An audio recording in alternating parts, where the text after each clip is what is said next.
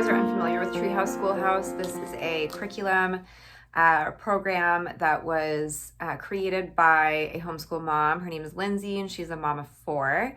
I don't know a whole lot else about her aside from that. I do know that she has really built a very thoughtful nature study curriculum.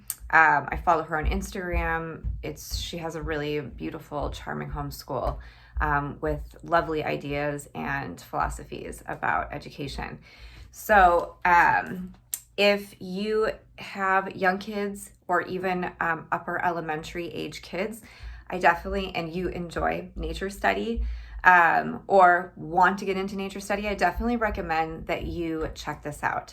I will say that this review will have both pros and cons, but that is just as it relates to our family. I think that this program could work beautifully for many, many families. I just know that for our kids and like how we have included this amidst so much other stuff hasn't worked as well as I had hoped. But with that being said, I will let you know that we are continuing with it into fall. I do have her autumn unit. I'm not going to be doing a flip through of this today because otherwise this video will get too long. But I did go ahead and purchase her autumn nature study because I do think that there was enough good in this for our family to continue on. So I'm going to flip this camera around and give you an up-close look at the teacher guide, at the student pages, and then at the portfolio that my kids have created. Okay, so this is the teacher guide for Treehouse Nature Study Summer. We started this curriculum right around early June, I believe, and it is a 13-week program. Right now we are starting week 11 next week, and we are going to stop there.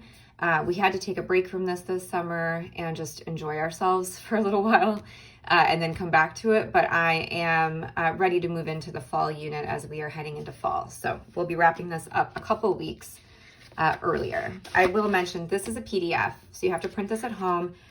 She might offer a printed version. I think she does, but it's pretty small, as you can see. So we printed it at home, and then I had it bound at my printer. All right, so table of contents here. It just really simple, goes through kind of the introduction information and then what each theme is for each week. This is about the author. So I think it was, she does have another co-founder here, Gabby. And then this is Lindsay. Okay, so there's an overview here of just kind of how the nature themes are covered. It gives a breakdown of what is included in the unit. So here we have folk songs, hand rhymes, poetry, picture study, nature study book basket, nature connection, and then how to prepare for the unit. Here she has tips for using Treehouse Nature Study for younger children, for early elementary, and for upper and middle schoolers, and then how to use it with a co-op or nature group. Here are the master book and materials list. So the only master book she recommends is the Handbook of Nature Study, the Julia Rothman collection of all of her anatomy books, and then a local field guide. And then not that many materials, which is nice. This is a breakdown of how she recommends you put together your student portfolio. Or she does have a lot of YouTube videos too, like breaking down all of these things. And I did watch one of her YouTube videos on how to put the portfolio together, and it was really helpful. But I will show you our portfolio, and that'll give you a better understanding of what she recommends. So that's continued. The picture study guide is fantastic. We used this every week while we studied the art pieces. I really appreciate these picture study starter questions. I have used these questions for other curricula as well. And now I feel like I've got a lot of them memorized, so I don't so much need this anymore, but I really have appreciated this probably the most in the teacher guide. So here she has the curriculum calendar broken down, again, going over each of those units. Okay, so each page or each unit is really just a couple of pages here. I really appreciate how simplified this teacher guide is. It is not overly wordy. There's always just one page for the week breakdown. So the first week was soil and composting. She lists the folk song that is on the playlist that you get for free. It's on Spotify. It's very easy to find. It would be the summer Treehouse Nature Study playlist. So there's the folk song there, the hand rhyme. I'll show you where to find that. The poem for that week, the picture study for that week, the nature study book basket. So I think this program is really well suited for families who do like to read a lot of picture books and reference books. I'll kind of get into the pros and cons of this program for our family a little bit later. I just kind of want to stick to the guide right now. Let's see. And then she has what the activities will be that week, and then the display sheets that I will show you as well. So then on this side, it's broken down more specifically into a schedule or rhythm that she recommends. It's a 5-day schedule. This is definitely not how we followed the program. I think that if you did not have a lot of other curriculum going on, or if you just had very little ones who, again, like didn't need a lot of other curriculum, you could do this in a 5-day schedule. For us, we have too much going on. So I did need to kind of pick and choose how we were gonna navigate this whole thing, and we did a lot less. She does recommend to do the folk song every single day, which we did do. The hand rhyme every day, which we did most of the time if my son enjoyed it. My son is my younger one, he's in TK. She does recommend that you read the poem every day so that you can eventually memorize it. We did not do this because we have poetry memorization in our grammar and our science curricula. We did do the poems for the early part of the unit, and then we stopped once our school year started up again. The pictures study, she does recommend you look at it every single day. We don't do this, we just do it once a week, but then I display it so that the kids can see it throughout the whole unit. The nature study book basket, she recommends you choose a book every day that would, pair well with the theme. And then your nature connection, usually there's like 2 activities paired with the study. And then she usually recommends that you look at one of the display sheets and either copy it or just discuss it. A lot of times it's like a life cycle or a diagram. Here would be an activity. Then she recommends you spend like 2 days on your nature study notebooking. So the first day you would start your notebook page, draw some pictures of what you've learned this week, use the illustrations in the books or the display sheets to guide you, like your field guide or your Julia Rothman book or something. And then nature study notebooking, you would complete your nature study notebook page today with a written summary of what you drew or painted, and you would add this page to your nature study notebook. We didn't do this. We usually chose, one activity to do. If we had time, we would look at one of the display sheets and discuss it or copy it. And then we would spend 1 day on our nature study portfolio, and I will show you all of that once I show you the portfolio. And then this is more like a scientific experiment, composting in a bottle. We did do this, and I will say it was great. It went over really well. So week 2 is the sun. So again, she breaks it down the exact same way: folk song, hand rhyme, poem, picture study, nature study book basket, nature connection materials, and then your display sheets. And then once again, she has it broken down, 5 days a week here. So it's probably hard to read, so I'll just give you an idea of like how she breaks down, say, the picture study every day, if you're really interested in this and doing it every day. For the picture study, she says, introduce the picture, title, and artist, and play hide and describe. That is, I believe, explained in the picture study page. Observe the picture and discuss on the next day using a few of the starter questions to get the conversation going. On day 3, read the artist's biography and the artist and poetry reference materials. So that is back here. We did not look at this once, and I'll be honest, I think it's because I forgot that it was there. Because I do kind of think that I would have done this. So we'll definitely do it for the fall unit because the little bios are really short. This would be an easy thing to do. So we are definitely going to do this moving forward, but I forgot about it. Okay, so on day 4, okay, let's see. Day 3, locate their birth date on a timeline and where they are from on a map.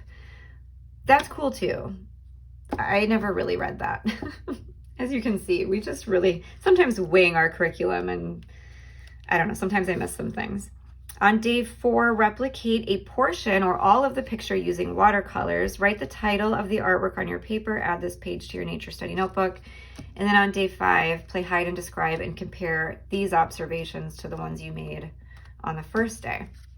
So that would be a way that she's using the picture study every single day. And there wasn't any other activity.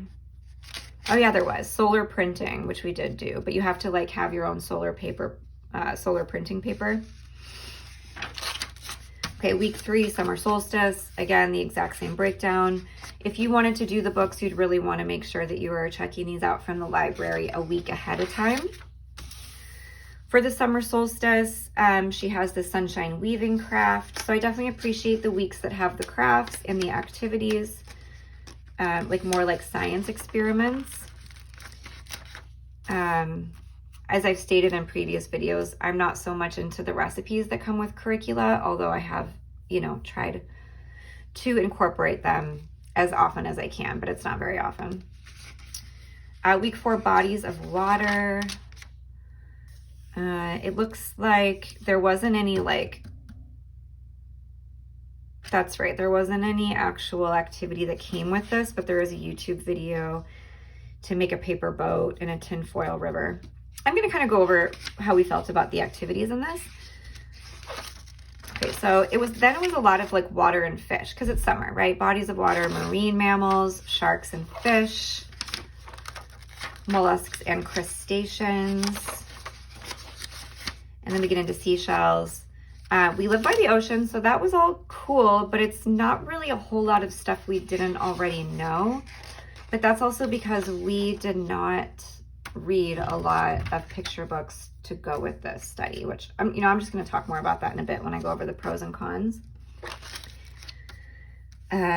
Pressing flowers was fun because we have a flower press and my kids are really into flowers. That was a really cute activity. And then you take the pressed flowers and you pinch them into these little pinch pots, press them into the pinch pots. We did a flower dissection that I'll show you. That was really neat. And then we get into storms, which we just finished up last week.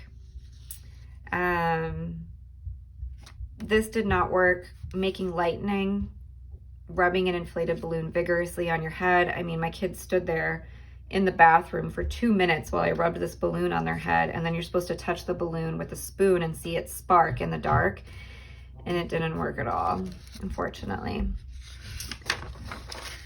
And then we're getting into beetles this week, which will be our last week. The weeks that we are missing are reptiles and landforms. I don't really see how reptiles and landforms are much like a summer unit, but that's okay because we're skipping it anyway. So that is the teacher guide. Again, it's really thin. I really appreciate the minimalism of this. Let's get into first coffee and then I'll get into the student pages. Okay, so this is like somewhat of a bulky program. I appreciate the minimalism of the teacher guide, but then you really do need at least a couple of these binders. These are the 1-inch binders for the rest of the materials, and you'll see why. So for the student pages, they would go in here to organize each week. I got these tabs. These are the tabs that are actually like thicker, which I like. I labeled each tab 1 through 13. And then the pages in between are these student pages for each of those units. So as you can see, it comes with quite a few. I'll go through a couple of weeks here to show you. I think, yeah, I can put it like this. Okay. So for each week, you get a printout of the song. I think this is if your kids are older and they're reading and they want to sing along to the song, then they have the lyrics. But again, her playlists are available on Spotify. It always comes with the hand rhyme. She has YouTube videos made specifically for each hand rhyme in her 4 nature study units. So it's nice. It says the rhyme and then it tells you what to do with your hands. I did watch her YouTube video for the first couple of these, but then I realized it's pretty simple to just read the instructions to figure out how the hand rhyme goes. There is always a poem.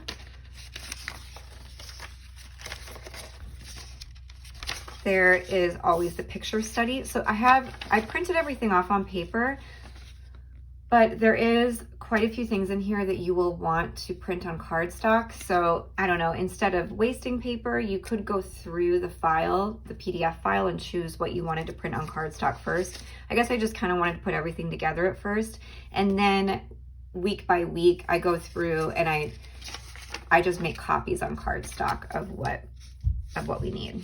So the picture study, this would be something that you might want to put on cardstock because it's diagram. If you have like a little nature, display in your homeschool room and you wanted to change it out every week with this kind of stuff, that could be cool.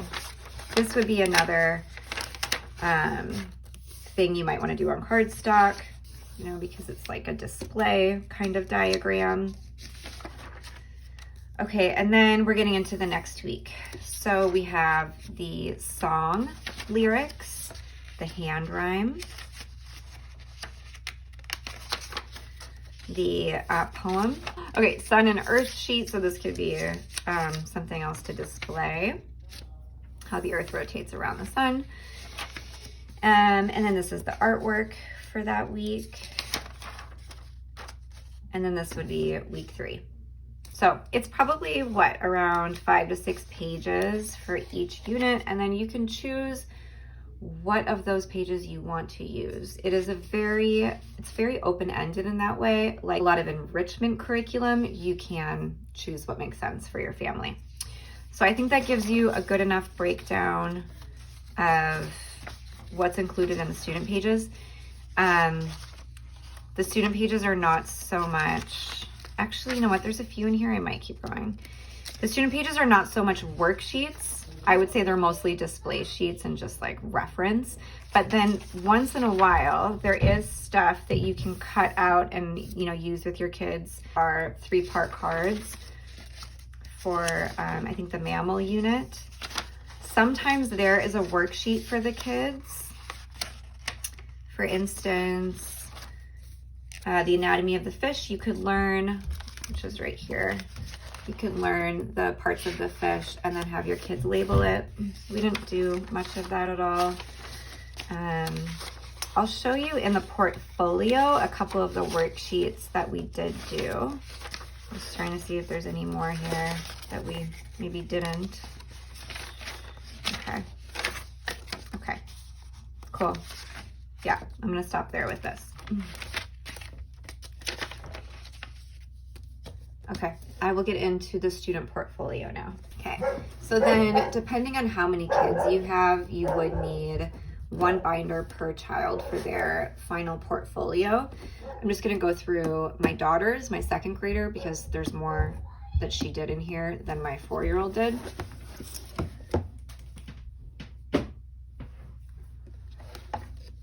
Okay, so then I would just, make copies of the cover there to make the binder. And then in the beginning of this unit, we did do the copy work. because I didn't have any other copy work this summer for her. But now that we're into all of our fall curriculum, this is just way too much to throw in there. So we stopped doing the copy work. Okay, so this is a good example of how Lindsay recommends that you do the portfolio in her YouTube video. So she recommends you obviously get the binder, you get page protectors, you use cardstock for the actual nature study or artwork. It doesn't totally make sense to me to use cardstock because you're using watercolor, but watercolor paper tends to be different sizes. If you can find 8.5 by 11 watercolor paper, then that would work fine for this. The watercolor paper that we had was too large to fit into the page protectors, and the cardstock paper obviously fits perfectly, so we did go ahead and stick with that. She recommends too that your child uses a black Sharpie to write what they learned on their final piece. So we followed, and then she recommends doing like a watercolor wash because it won't bleed, but to use the Sharpie because the Sharpie won't bleed when you do your watercolor wash. This is the only week that we really did the whole thing that she recommends. My kids started doing this the way that they wanted to. I kind of realized after a few weeks what they enjoyed most, and so you'll see how that kind of changed. But we wrote what was in the compost jar for our experiment, and then she did her drawing of the compost jar. So for that week, this is all we did. What Lindsay recommends is that you do some artwork of the art study that week. As you can see, we didn't do all that. So for the next week, studying the sun, this is when things started to change quickly. We started using this unit more as an art study rather than a nature study. My kids, when we would, like every week when I would pull out the art piece, they would just want to copy it. And I was pulling out, so then when they were doing that, I realized, well, I don't really have time in our schedule for us to do a whole separate nature study of the sun or whatever the theme was. And so I thought, okay, well, we're just gonna start combining the two then. We'll do the art study, and then I will consider this their final nature study piece. I did have her tell me, and again, this was in the earlier part of the summer when we weren't so busy. I did have her tell me a little bit about the theme, why she chose to paint what she did or what she learned that week. We did do the solar printing, and then, you know, the copy work. For the summer solstice, again, the copy work, the narration of what she learned, and then her final piece, which was based again off of the artwork that we studied that week. For the week where we studied bodies of water, this was her final piece.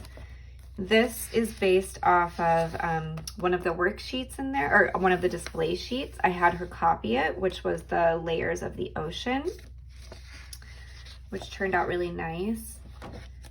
And then a little fact that she learned about the ocean. So I was doing most of this with my daughter. My 4-year-old would definitely do most of the time this stuff with us, but I wasn't having him narrate anything that he had learned. I wasn't having him do any of the copy work. This was probably the funnest activity that we did, learning about marine mammals. This was, sometimes she has these investigation sheets in the program. So this would be better suited for an older child. A little bit of info that she learned about the mammals she wanted to study. Oh, so here's a good example. I'll get into it, but of one of the cons, I feel that there is such an enormous gap between like this program being for a young child and being for an older child. I understand that it was built to work for many different ages. Like if you are doing family type schooling, I understand that, like the hand rhymes and the song and the picture books are really great for a younger child. But then it's like it jumps 10, 12 years and uses words like cetacean, pinniped, Sirenian, marine fissiped. I can't even say these words. So this would not have worked for my second grader. I mean, sure, we can look it up, but it's not as enjoyable, right? So I just changed it to sea lion, otter, dolphin, whale, like, these mammals that she would be more familiar with. So that's sort of one of my cons. It like is very young in some ways and then very advanced in others. So that didn't make a ton of sense to me, because then it kind of feels like your older child might have something that they can do from this unit, but it's not very much, and they might not want to sit around for the picture book and the hand rhyme. And then they would just have this investigation sheet. So then, of course, the activities can be for a wide range of ages. This was fun. So in this baggie is yarn. It's the length of a sperm whale. So we looked up how long a sperm whale is. We took a ton of yarn out to the front yard and we pulled it and used a measuring tape, which was also a great math lesson. And then we saved the length that is the length of a sperm whale. So if they ever want to see how long it is again, we have that. Copy work. I added in a sheet from her logic workbook because it correlated with what we were learning about. And then her narration page. The next week, I believe this is when we kind of stopped doing as much. We, have her nature study or her art study. Here, a little bit of copy work. And then we're into a new unit with, I think this was mollusks and crustaceans. There's only one thing in here from that week. There's only one thing in here from the seashells study. And then our flower unit was fun. We dissected a flower and found all the different pieces of it here. And then we looked at Van Gogh's sunflowers. And then this week, we just did this anatomy of a tornado. She kind of copied the diagram. So there's a lot more that you can do for the child's portfolio, but there, of course, is an option to not do so much. Okay, so I think that I have been a little hesitant to do a review about this program because we didn't use it to its full extent. I think it's, so then I also think it's like difficult to review a program that you didn't use all the pieces of. So I feel bad talking any negativity about it. But then again, I think we would have done more of it if more of it worked for our family. I think that the age range of the program was just a little confusing. I'm glad that some of it spoke to my little one, like the hand rhyme he really liked. And then, both of my kids really liked the songs. We would play the whole playlist, throughout the week. And then they love anything to do with art. So that was easy. I do wish that the activities had been a little bit more fun or interesting. A lot of the times it was get out your modeling clay and mold, some version of a shark or seashell or I don't know, something like that. So they like clay. And so that went over okay. It was all right. I feel like it was used a little too often in the program. Some of the activities like the tornado in the bottle, I don't know. It's been done, and then I don't know, I felt that, so I guess the activities definitely could speak to a wide age range, but then a lot of it was really geared towards older kids, like copy work and some of those scientific words on the investigation sheet, the poetry. You can read poetry to a 4-year-old. That's great. And I do from our morning basket. But I'm not really doing it for him. I'm mostly doing it for my daughter. I think that she's going to get more out of it. I will say one of my biggest cons with the program was that we weren't actually outside. It didn't, I don't even know if anywhere in the program has you take nature walks. I think for the bodies of water, it recommended that you take a nature walk. But like, and I know that you can study nature and be a naturalist inside your own home, looking at books and field guides. We much prefer to go out into nature with our art materials and study it that way. It didn't feel that it felt like a great morning basket program. It didn't really feel to me very scientific, very biological, or very outdoorsy. And we are not, like, we love books, but so many of the programs that we use for school require reading, that there wasn't enough extra time for us to have this big book basket of all these, nature study books. So I guess what I'll say is, by the end of the week, when I would say, okay, we're going to do our picture nature study about tornadoes, because we've been learning about tornadoes this week, they were just kind of glassy-eyed, like, we did? What did we learn about tornadoes this week? So like, it definitely felt like a curriculum that requires the parent to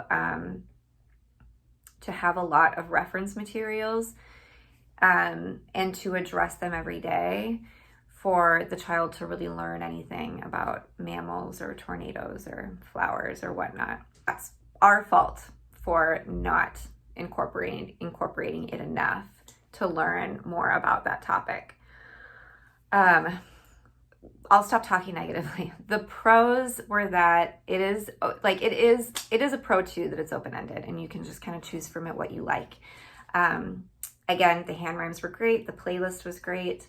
Some of the activities were fun. And the artist study at the end has really had my daughter saying things like, I want to be an artist and I want to be a famous artist when I'm older. So that's really cool. And my kids are very artistic, so I do appreciate the art study.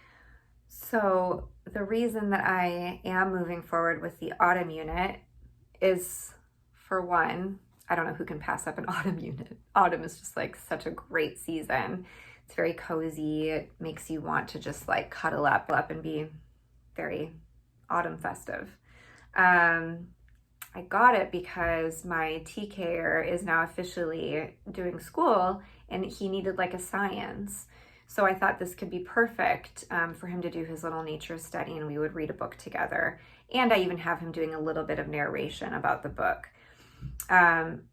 But because he has shown a lot of interest in my daughter's biology lessons, I really just kind of feel like we're doing science twice now. And it feels like a lot. Our homeschool really feels chaotic this year with everything that, just with teaching two kids. So if there was anything that I would drop from our curriculum this year, it would be Treehouse Schoolhouse. If it proves that the autumn unit, we just, can't make time for it.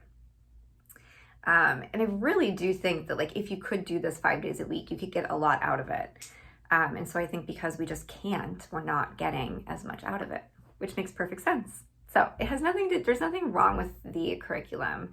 It's just, does it fit your family or not? So I will definitely do a follow-up review on the Treehouse Schoolhouse Autumn once we are, if we do at least half of it. I'll do a flip through and review. Yeah, so any questions at all, just leave it in my comments. And I hope that this was somewhat informative and gave you a pretty good idea of what this program is about and if you think it would work for your family or not. Thanks so much for being here. If you did get something out of this, please don't forget to like and subscribe so that you never miss out on any of the more eclectic curriculum reviews that I often do on this channel. All right, guys, so take care and I'll talk to you soon.